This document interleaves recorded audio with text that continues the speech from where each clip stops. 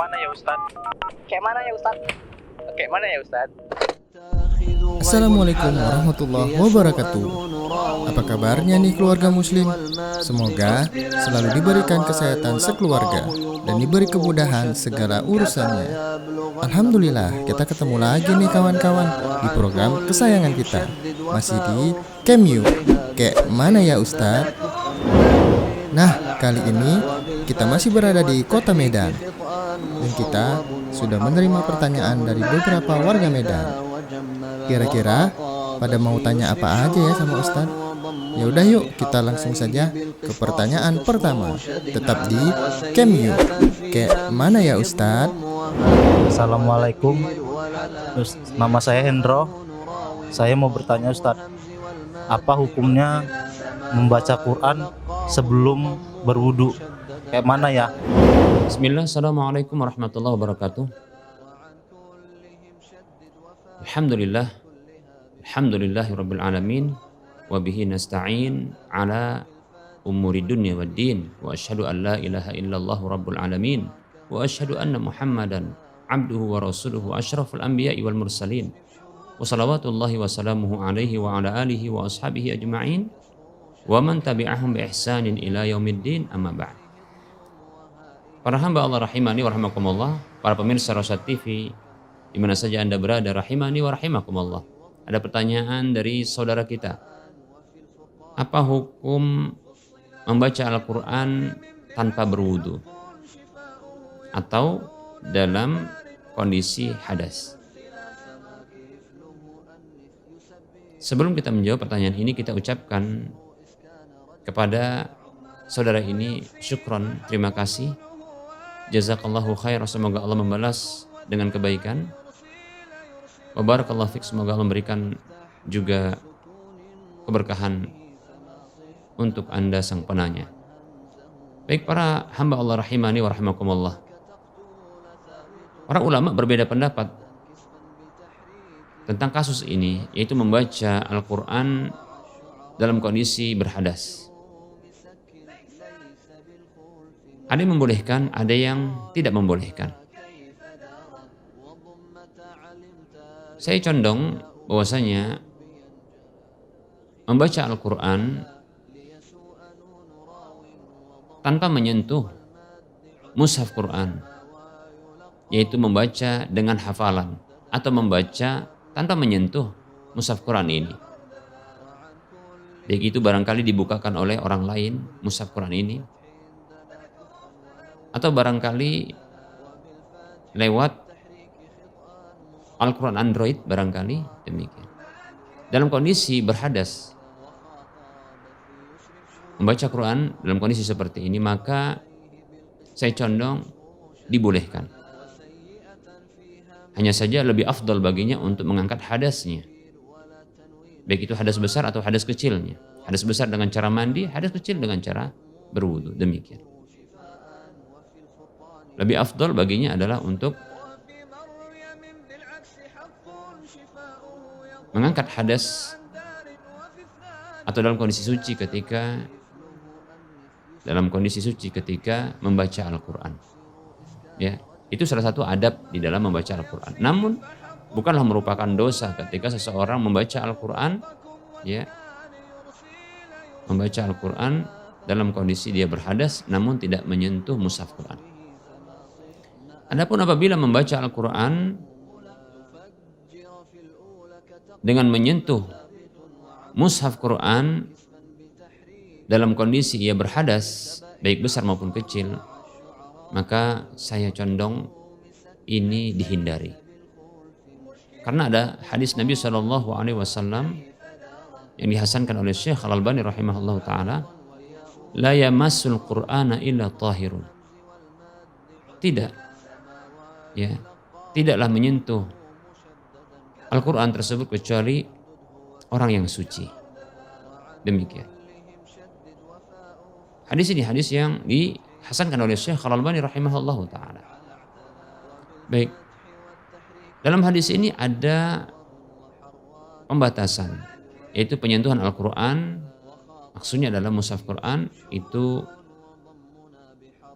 dibatasi untuk orang-orang yang suci saja. Oleh karenanya saya condong berdasarkan hadis ini maka menyentuh mushaf Quran, baik itu membacanya ataupun tidak membacanya, seperti memindahkan Al-Quran dari tempat yang hina, yang rendah kepada tempat yang tinggi, yang terhormat.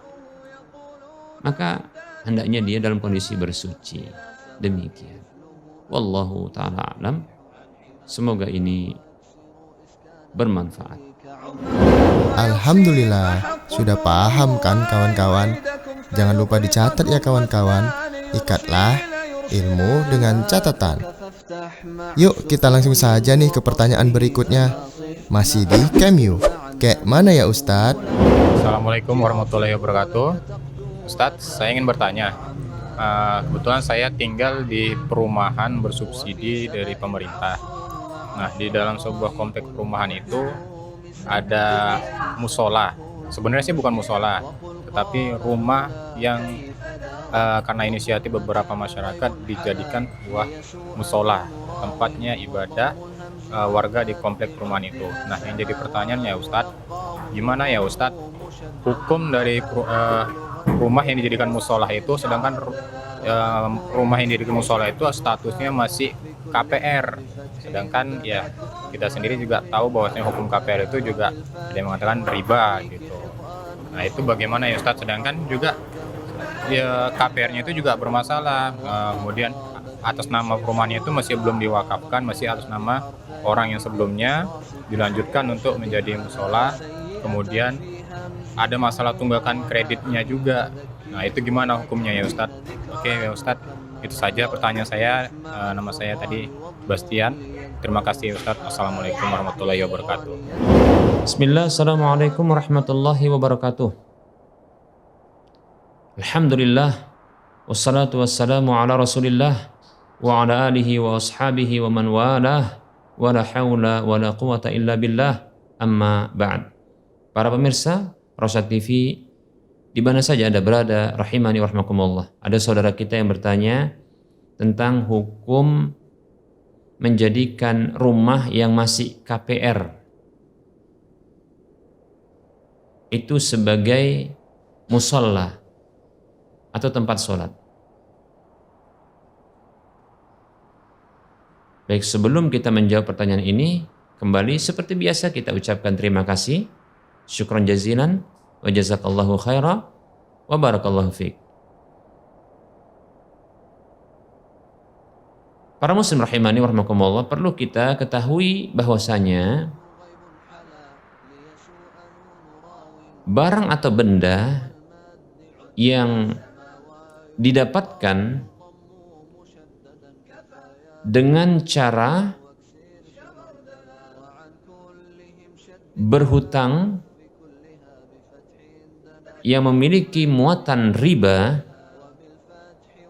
seperti contohnya adalah pembelian rumah KPR yang melibatkan pihak perbankan sebagai pentalang dari calon pembeli rumah tersebut, yang kemudian pihak perbankan tersebut akan membayar lunas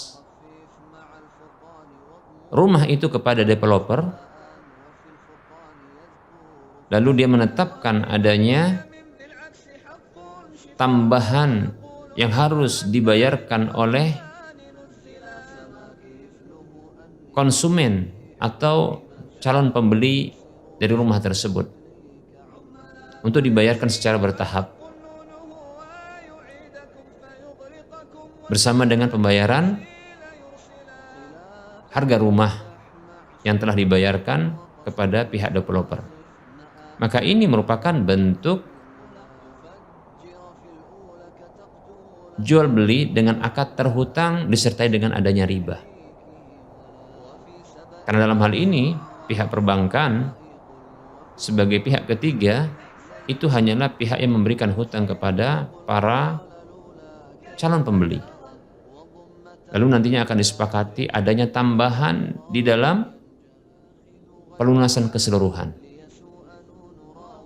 Harga rumah ditambah dengan harga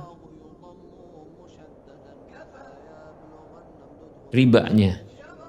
Harga rumah yang itu dihutangkan, yang dibayarkan terlebih dahulu kepada pihak developer, lantas ini sebagai hutang bagi para calon pembeli, lalu ditambahkan dengan bunganya. Maka ini adalah riba. Baik, barang-barang yang didapatkan dengan cara seperti ini, para muslim rahimani rahimakumullah, tidak terhitung sebagai, bukanlah barang riba, sehingga zat barang tersebut disebut dengan zat riba atau barang riba, atau bukanlah termasuk barang-barang ribawi seperti itu.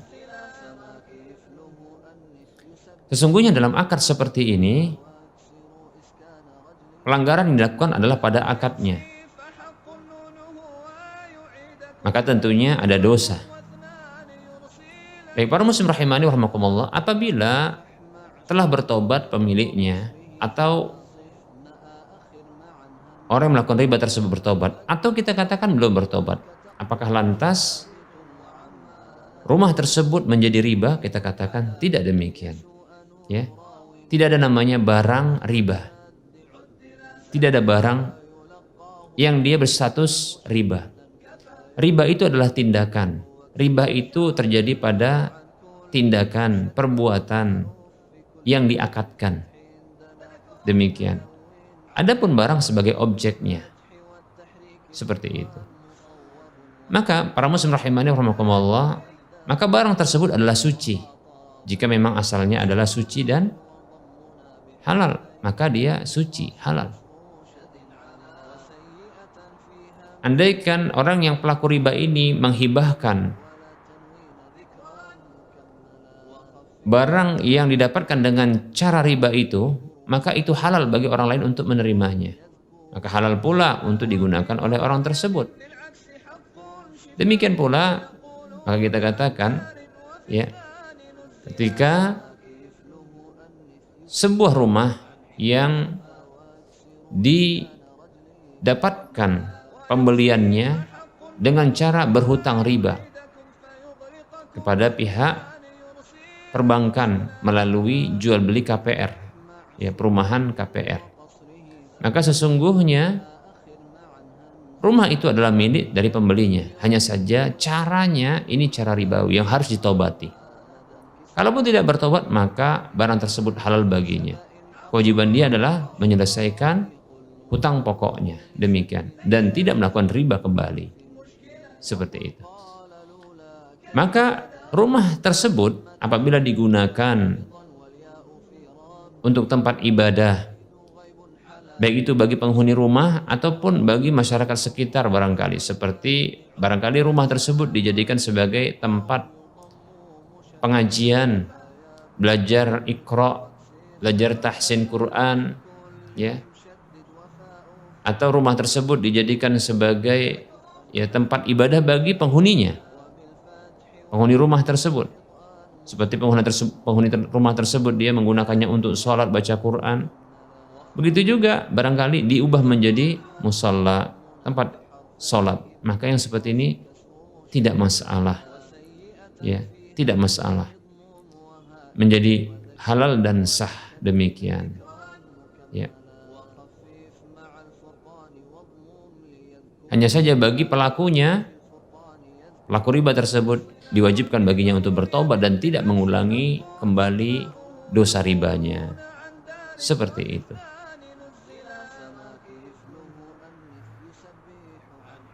Baik, para muslim rahimani rahimakumullah, mungkin butuh dalil dalam hal ini. Baik, ya.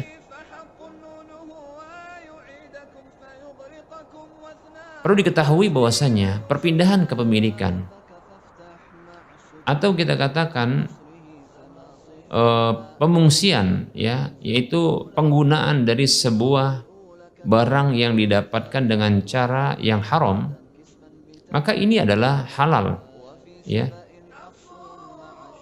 tentunya bagi orang lain,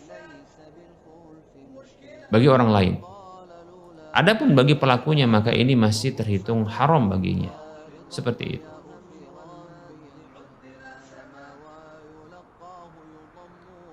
Umar radhiyallahu an, beliau ketika di masa pemerintahan beliau didapatkan para penarik atau petugas jizyah, semacam petugas pajak yang menarik upeti atau pembayaran yang wajib dari orang-orang ahlul kitab. Ternyata para petugas ini mereka mendapatkan pembayaran berupa babi dan khamar. Hal ini diketahui oleh Bilal radhiyallahu anhu, maka Bilal melaporkan hal itu kepada Umar. Maka Umar mendatangi dan menemui para petugas sembari mengatakan walluhum bai'aha wa khudhu antum asmanaha. Walluhum bai'aha. Walluhum bai'aha. Biarkan mereka yang menjualnya dan kalian ambil hasil jual belinya.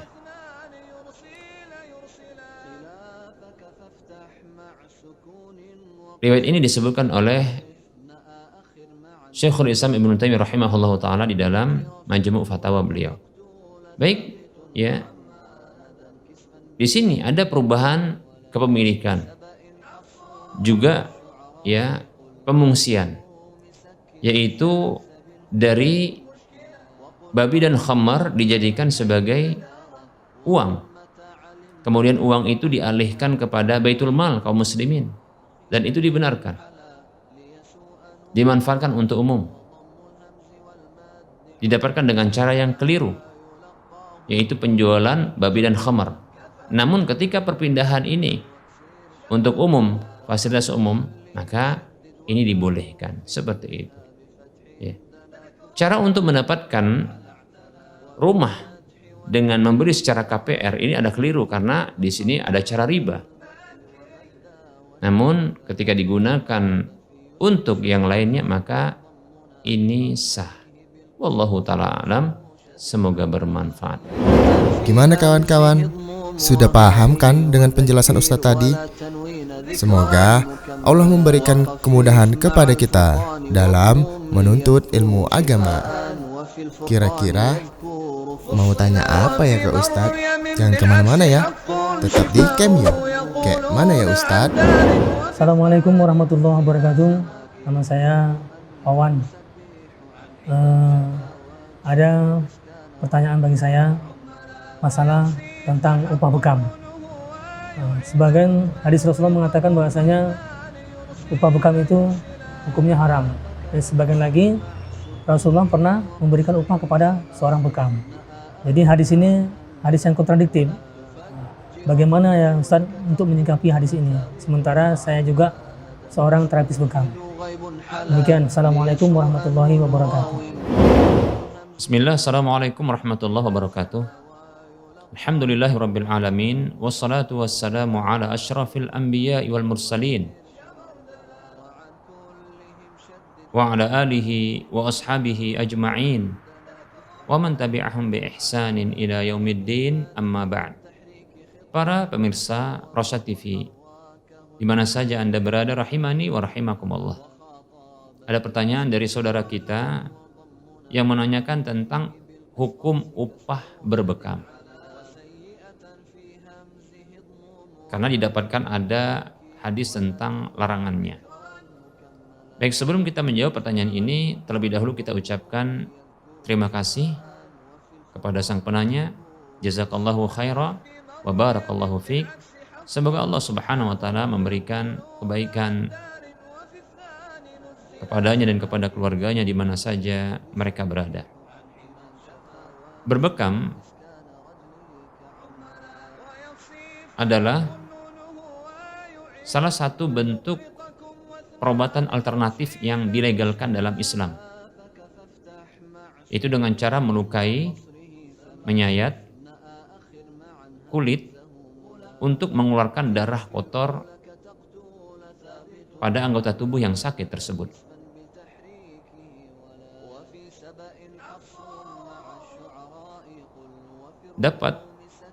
Terdapat hadis tentang motivasi, terdapat hadis tentang motivasi untuk berbekam.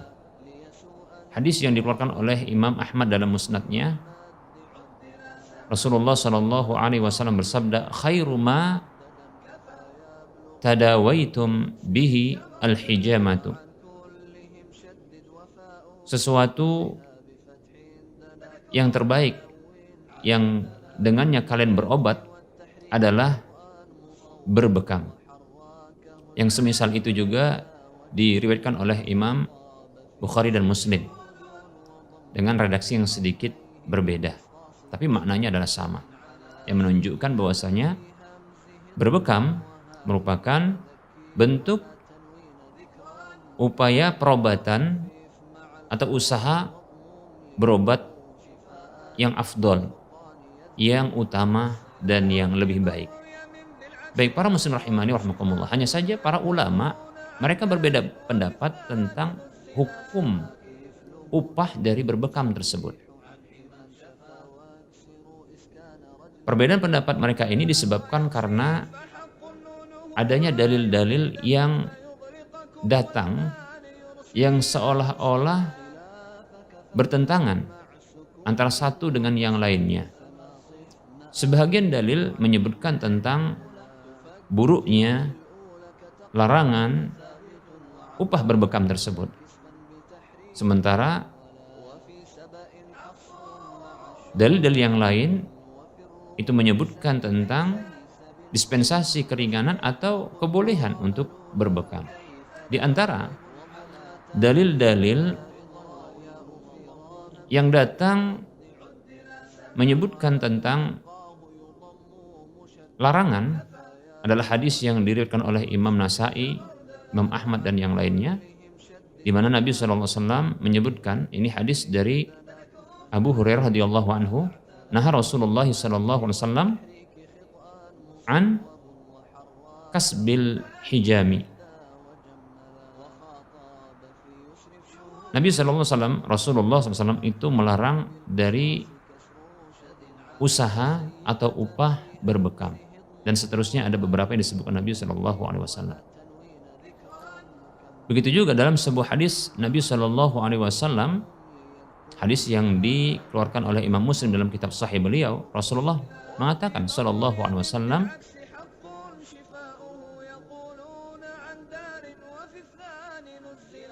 samanul kalbi khabisun wa mahrul baghi khabisun wa kasbul hijami khabisun. Kata Nabi SAW, hasil jual beli anjing adalah jelek, buruk. Upah pelacuran adalah jelek atau buruk. Dan dia mengatakan wa kasbil hijami khabisun, dan upah dari usaha atau usaha berbekam itu adalah jelek atau buruk. Upah dari berbekam itu adalah buruk. Demikian para muslim rahimani rahimakumullah. Ini hadis yang menunjukkan tentang celaan atau larangan atau jeleknya upah berbekam itu. Baik para muslim rahimani rahimakumullah, sementara ada hadis yang juga banyak yang menyebutkan tentang adanya dispensasi untuk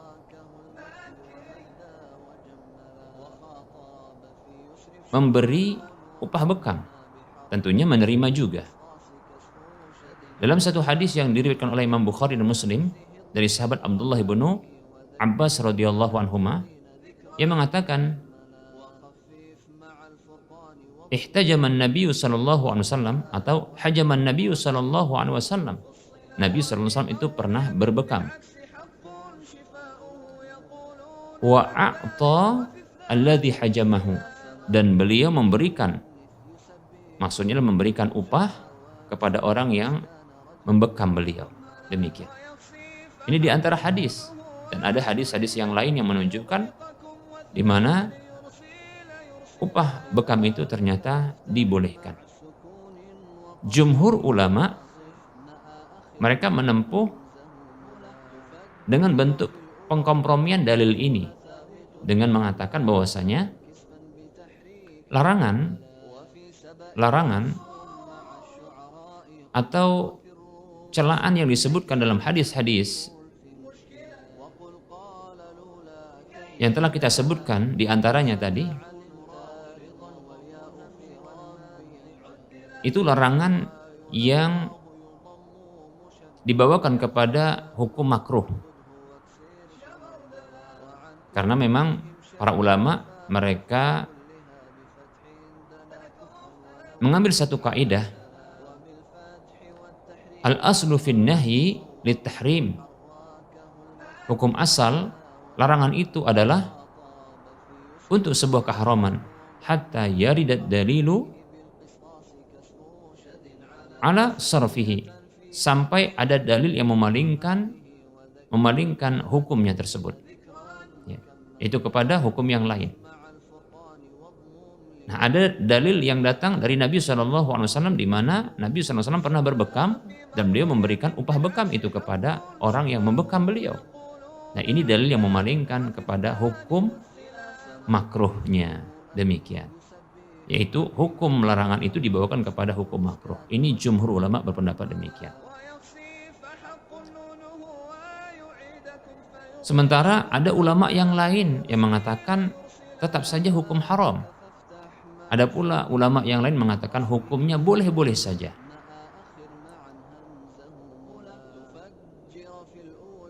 Sebagian ulama dari mazhab Syafi'i memberikan alasan mengapa berbekam itu dilarang Nabi SAW, demikian pula upahnya adalah upah yang jelek dan buruk. Karena model pembekaman di zaman Nabi SAW dahulu adalah dengan sedotan mulut. Sehingga ini akan membuat ya berinteraksinya darah yang kotor ini dengan mulut, sehingga ini menghasilkan atau mengakibatkan ya kotornya mulut. Inilah yang makna dari sabda Nabi SAW, ya, kasbul hijami khabisun, ya, upah dari berbekam itu adalah jelek dan buruk. Karena cara pembekaman di zaman dahulu dengan cara langsung, yaitu menyedot ya lewat alat, namun sedotan dengan mulut, demikian. Sehingga apabila sekarang tidak lagi menggunakan alat yang langsung penyedotan dengan mulut, maka tidak bisa diberlakukan hukum seperti ini. Demikian. Para muslim rahimani wa rahimakumullah. Saya pribadi condong kepada pendapat ini, yaitu hukumnya adalah boleh. Seminimal-minimalnya adalah makruh sebagaimana pendapat jumhur ulama. Demikian apa yang bisa disampaikan, semoga bermanfaat. Wassallallahu ala Muhammad wa ala alihi wa ashabihi ajma'in. Walhamdulillahirabbil alamin. Wassalamualaikum warahmatullahi wabarakatuh. Bagi kamu yang mempunyai pertanyaan perihal agama, silahkan kirim video pertanyaan kamu menggunakan HP atau kamera ke nomor WhatsApp 0822 8888 6630 atau kirim ke email kami rasyad.tv@gmail.com dengan format isi video, nama, alamat, dan pertanyaan yang akan kamu tanyakan. Ayo kirim pertanyaan kamu dan tunggu jawabannya di Cameo. Kayak mana ya Ustadz? Alhamdulillah, kita telah sampai di pertanyaan terakhir hari ini. Nah, semoga apa yang disampaikan Ustadz tadi bisa menambah ilmu agama kita semua. Ingat ya kawan-kawan, menuntut ilmu agama itu wajib loh atas setiap muslim. Dan terima kasih telah menyaksikan episode Cameo kali ini. Insya Allah, sampai jumpa lagi di episode-episode Cameo berikutnya. Assalamualaikum warahmatullahi wabarakatuh.